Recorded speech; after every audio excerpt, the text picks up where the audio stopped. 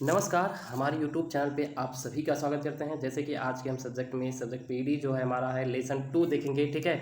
तो देखिए, पहला हम इस लेसन 2 का नाम क्या है, मटेरियल्स ऑफ कंस्ट्रक्शन। जैसे कि आप सभी को पता होगा, जो इंडस्ट्री में मटेरियल यूज होता है तो किस किस पदार्थ का बना होता है, कैसे बनाते हैं, कैसे उसकी मैन्युफैक्चरिंग होती है, तो इस लेसन नंबर 2 में देखेंगे, ठीक है। तो पहले हम आपको बताएंगे मटेरियल्स की मैकेनिकल प्रॉपर्टीज़ क्या होती है, ठीक है। तो ये देखिए, आगे मैंने 2 लिखा है, तो 2 का मतलब होता है लेसन 2 है, ठीक है। और ये 1 लिखे हैं का पहला पॉइंट। तो आपको हम पहले ये बताएंगे मैकेनिकल प्रॉपर्टीज़ क्या होते हैं, इसके मटेरियल्स के मैकेनिकल प्रॉपर्टीज़ क्या होते हैं। तो आइए देखते हैं। जैसे कि आप लोग जानते हो कि मशीन्स और इक्विपमेंट, जो हमारी मशीन होती है और उपकरण होते हैं, कि एक डिजाइनर को बड़ी संख्या में उपलब्ध मटेरियल्स के से अच्छी तरह से परिचित होना चाहिए, ठीक है। क्या होना चाहिए, जब मशीन हो या उपकरण के एक डिजाइनर को बड़ी संख्या में मटेरियल्स से अच्छी तरह परिचित होना चाहिए। ऐसे मटेरियल्स को चुनने में सबसे अधिक मानदंड स्पष्ट रूप से मटेरियल्स के विभिन्न प्रॉपर्टीज़ हैं। अर्थात ऐसे सामग्री, ऐसे मटेरियल्स को चुनने में, चॉइस करने में सबसे अधिक जो मानदंड स्पष्ट रूप से होता है, मटेरियल्स के डिफरेंट प्रॉपर्टीज होते हैं। तो देखिए कौन कौन से होते हैं।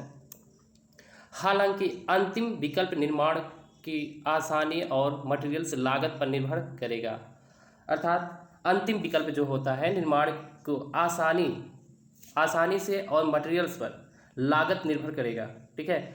मटेरियल्स के कुछ प्रॉपर्टीज, अर्थात जो हमारे मटेरियल्स होते हैं, मटेरियल के कुछ गुण को अच्छी तरह से परिभाषित किया जा सकता है।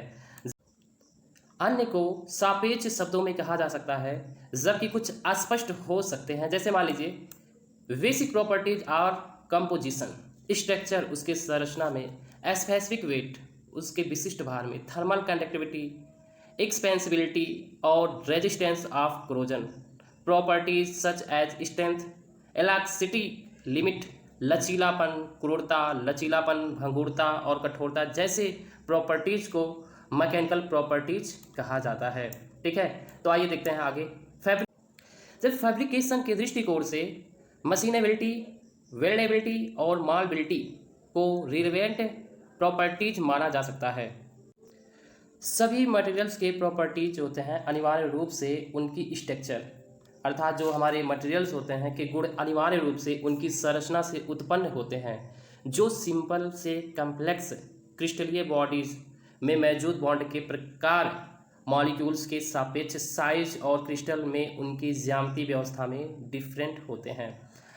अर्थात जो सभी मटेरियल्स के ऐसे गुण अनिवार्य रूप से उनकी संरचना से उत्पन्न होते हैं, और जो सरल से कॉम्प्लेक्स क्रिस्टलीय बॉडीज में मौजूद उनके बॉन्ड के प्रकार, उनके परमाणु के सापेक्ष के आकार और क्रिस्टल में उनकी ज्यामितीय व्यवस्था में भिन्न होते हैं, ठीक है। इसके अलावा जो होते हैं कई सब्सटेंस ऐसे होते हैं, ऐसे जैसे इसके अलावा कई पदार्थ ऐसे होते हैं जो एक से अधिक स्थिर क्रिस्टलीय में या एटमॉस्फेयर की स्थिति में मौजूद हो सकते हैं, ठीक है। अर्थात कई ऐसे पदार्थ होते हैं जो एक से अधिक स्थिर क्रिस्टलीय में या वायुमंडल में की स्थिति में मौजूद हो सकते हैं, जैसा कि विभिन्न ग्लास होते हैं और कांच के बॉडीज, ठीक है। अधिकांश प्रॉपर्टीज घटक परमाणुओं और अणुओं के बजाय प्रॉपर्टीज के कंस्टिट्यूएंट हैं। विभिन्न प्रॉपर्टीज में मैकेनिकल प्रॉपर्टीज इक्विपमेंट के डिजाइनर के लिए प्रमुख रुचि रखते हैं।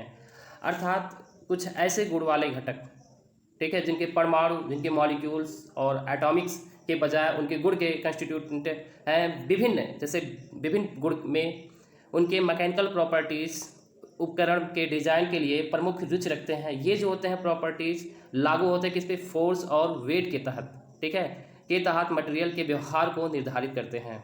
जैसे फोर्स के लिए मटेरियल की प्रतिक्रिया बॉन्ड के टाइप, अर्थात उनके बॉन्ड के प्रकार, और सॉलिड में परमाणु या अणुओं की संरचनात्मक व्यवस्था पर निर्भर करती है, ठीक है। इन व्यवस्थाओं को विनिर्माण प्रक्रियाओं और संचालन द्वारा बहुत ही संशोधित किया जा सकता है, जिसके परिणाम स्वरूप जो होता है समान केमिकल स्ट्रक्चर और मटेरियल में भी अत्यधिक परिवर्तनशील प्रॉपर्टीज होते हैं।